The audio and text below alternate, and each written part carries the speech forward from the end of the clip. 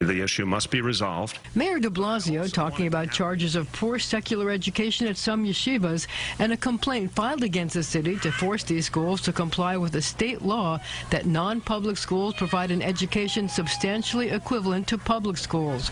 But while the mayor's comments were an admission the problem exists, there's a full investigation going on, and there's a series of discussions going on with the yeshivas to address that problem.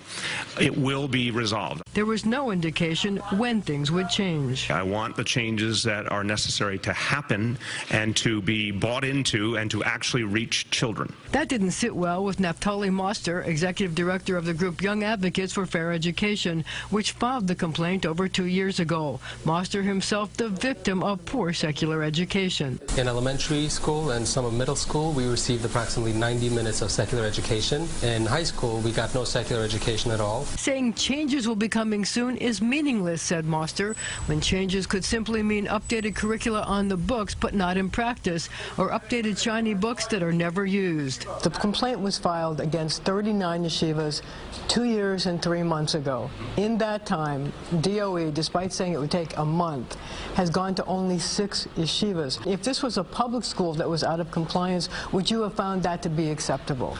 Well, they're apples and oranges. We don't run the yeshivas. We don't run private schools.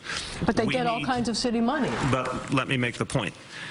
We want to achieve lasting change. We need to come up with an approach that will change this once and for all. A spokesman for a group that represents the yeshivas, Parents for Education and Religious Liberty in Schools, said the schools had spent hundreds of thousands of dollars to upgrade secular education and purchase new books.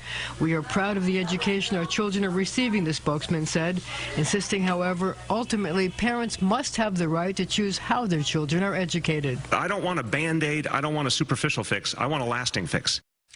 Well, the mayor says it's not going to be too much longer before something happens. A spokesman for the yeshivas confirms talks with the city have been ongoing.